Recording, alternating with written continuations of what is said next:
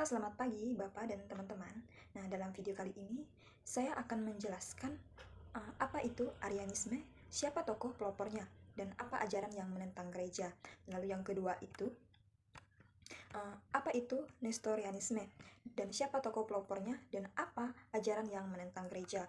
Lalu yang poin yang ketiga yaitu siapa tokoh-tokoh zaman patristik dan atau para apologetik yang dengan giat membela iman Kristiani dari ajaran Arianisme dan Nestorianisme. Dan poin yang keempat yaitu konsili-konsili yang diadakan oleh gereja untuk mengcounter ajaran Arianisme dan Nestorianisme. Nah, sebelum menjelaskan keempat poin ini, saya akan memperkenalkan diri saya terlebih dahulu. Saya Lucinda Juni dengan NIM 22101098. Saya dari PKK 4 semester 6. Langsung masuk pada poin pertama, yaitu apa itu Arianisme. Nah, Arianisme ini adalah ajaran sesat yang muncul pada abad keempat, yang dimana ajarannya ini dipimpin atau dipelopori oleh Arius sendiri.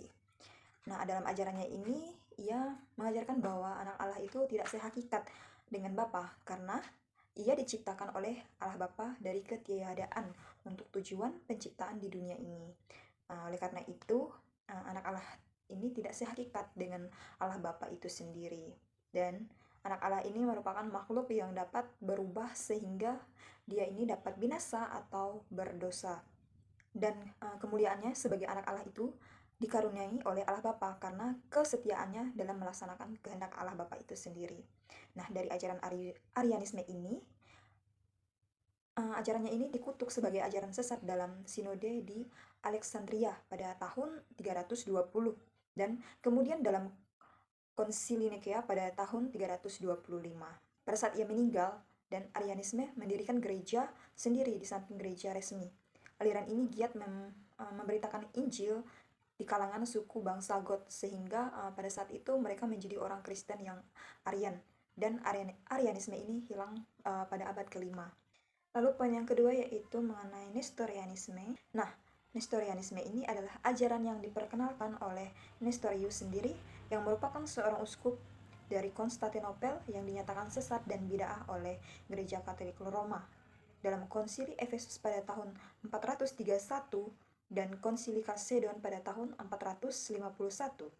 Ajarannya yang mengajarkan bahwa dalam Kristus yang berinkarnasi terdapat dua tabiat ilahi dan manusia yang terpisah dan tidak tercampur dalam satu oknum Kristus itu sendiri.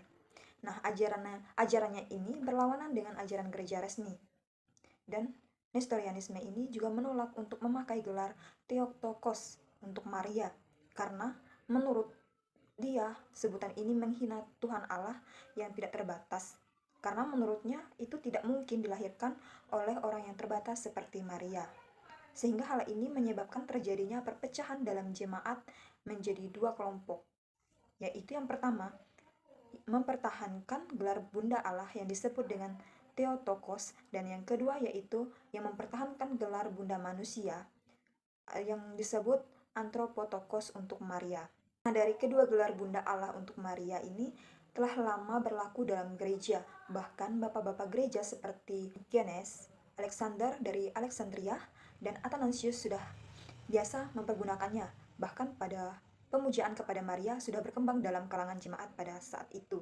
Dan sekarang Nestorius hendak memperdamaikan jemaat yang terpecah itu dalam beberapa khotbahnya dengan menguraikan apakah Maria harus disebut Bunda Allah atau Bunda Manusia. Dari kedua gelar ini, Nestorius menemukan kesulitan, yang dimana gelar tersebut mudah menimbulkan salah paham, sehingga jemaat akan mengartikannya menurut pengertian Bunda para dewa dalam agama kafir, seolah-olah Kristus sebagai Allah menurut kekalahannya karena lahir dari Bunda Maria. Namun, menurut Nestorius sebenarnya gelar itu tidak dapat dikenakan kepada Maria, sebab Maria tidak mengandung kealahan, tetapi ia mengandung seorang manusia, dan Maria ini dianggap sebagai alat untuk kealahan saja. Dari sinilah muncul gelar bagi Maria yang dipandangnya lebih tepat, yaitu Bunda Kristus, karena Kristus adalah Allah dan manusia pada saat yang sama. Lalu poin yang ketiga yaitu siapa tokoh-tokoh zaman patristik atau para apologetik yang membela iman Kristiani dari ajaran Arianisme dan Nestorianisme. Nah, Dari sini saya menemukan 4 tokoh yang membela iman Kristiani. Nah, yang pertama itu adalah Athanasius dari Alexandria pada tahun 296 sampai 373 Masehi, yang merupakan seorang uskup dari Alexandria yang sangat berpengaruh dalam melawan ajaran Arianisme. Ia dikenal karena keberaniannya dalam mempertahankan doktrin Trinitas dan keilahian Kristus. Athanasius ini menegaskan bahwa Yesus adalah homoousios, yang artinya Yesus memiliki substansi yang sama dengan Bapa. Dengan menggunakan istilah ini, ia menegaskan bahwa Yesus Kristus dan Allah Bapa adalah satu dalam satu esensi dan hakikat. Ini berarti bahwa Yesus bukan hanya mirip dengan Allah, tetapi benar-benar Allah sepenuhnya. Yang kedua yaitu adalah Kirill dari Alexandria. Itu pada tahun 376 sampai 444 Masehi, yang merupakan seorang teolog dan Patriark Alexandria yang memainkan peran penting dalam sejarah awal gereja Kristen, terutama dalam konteks perdebatan Kristologi. Ia terkenal karena perjuangannya dalam melawan ajaran Nestorianisme dianggap mengancam pemahaman keyakinan tentang Yesus Kristus. Tokoh yang ketiga yaitu adalah Balisius Agung pada tahun 330 sampai 379 Masehi, yang merupakan uskup Kaisare yang dikenal sebagai salah satu bapa gereja terbesar dalam sejarah Kristen. Basilius ini sangat dipengaruhi oleh ajaran Athanasius yang menekankan bahwa Yesus Kristus adalah Allah Bapa. Basilius kemudian melanjutkan perjuangannya ini dengan menekankan pentingnya pemahaman yang benar tentang Trinitas dan menolak segala bentuk doktrin yang merendahkan posisi Kristus. Tokoh yang keempat yaitu adalah Gregorius dari Nazianzus pada tahun 329 sampai 390 Masehi, yang merupakan seorang teolog dan uskup Nazianzus yang dikenal sebagai salah satu bapa gereja terkemuka dalam sejarah Kristen pada saat itu. Dan ia menolak pandangan yang merendahkan salah satu dari ketiga pribadi ini. Lalu poin yang keempat yaitu konsili yang diadakan oleh gereja untuk mengcounter ajaran Arianisme dan Nestorianisme. Nah, pertama itu adalah konsili Nikea pertama yang diadakan di Kaisar Romawi pada tahun 325 yang dipimpin oleh Patriark Alexander. Konsili ini mengutuk pandangan Arius bahwa putra adalah ciptaan yang rendah dari Bapa. Setiap fase dalam kredo di Nikea ini bertujuan untuk menyatukan jemaat Kristen dan menetapkan doktrin tentang sifat Kristus. Dalam konsili ini, para uskup membahas berbagai isu teologis yang telah menjadi sumber perdebatan di kalangan gereja, terutama mengenai hubungan antara Bapa dan Putra. Dan hasil dari kredo Nikea ini menyatakan bahwa Yesus Kristus adalah sehakikat dengan Bapa dan menegaskan bahwa Putra tidak diciptakan melainkan ada bersama-sama dengan Bapa dari kekekalannya. Yang kedua yaitu Konsili Konstantinopel yang diadakan di Konstantinopel pada tahun 381 yang dipimpin oleh Patriark Alexandria dan Antioquia.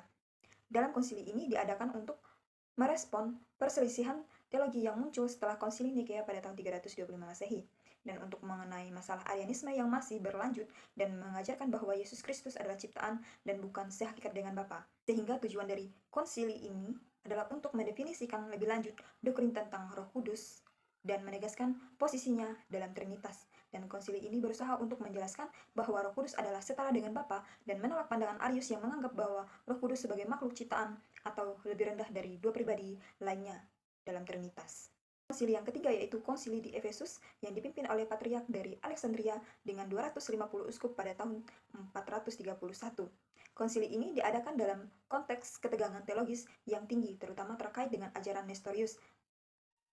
Patriark Konstantinopel yang mengajukan pandangan berbeda mengenai hubungan antara Kristus dan Maria dan memisahkan dua natur dalam Kristus.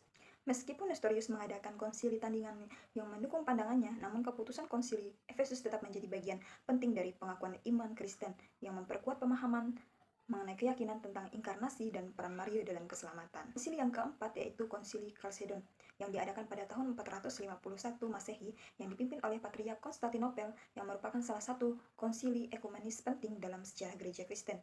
Konsili ini menegaskan bahwa Yesus Kristus memiliki dua kodrat, yaitu benar-benar Tuhan dan benar-benar manusia. Keduanya yang benar-benar berbeda namun selalu bersatu dalam satu pribadi yang sempurna. Keputusan konsili ini secara langsung menolak ajaran Nestorianisme yang berpendapat bahwa Kristus hanya memiliki satu kodrat ilahi, serta berpengaruh dalam menyangkal Nestorianisme yang mengajukan bahwa Kristus hanya memiliki satu kehendak ilahi. Sekian penjelasan yang dapat saya sampaikan kepada kita semua. Saya ucapkan terima kasih.